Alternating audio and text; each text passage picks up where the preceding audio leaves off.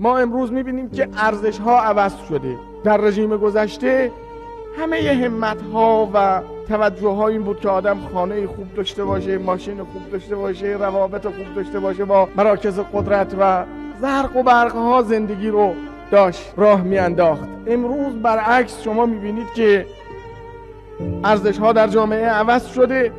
دیگه امروز لباس اتو کشیده و ماشین پر زرق و برق و ماشین گنده‌تر و خونه گنده‌تر و حتی پست بزرگتر و اینها هیچ یکش دلیل افتخار و سند ارزش و جاذبه برای حرکت انسان تو جامعه ما نیست.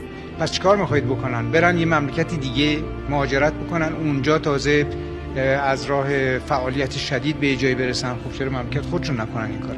یعنی یه ایرانی از روزی که به دنیا میاد تا روزی که از دنیا میره، این در واقع بیمه شده باشه در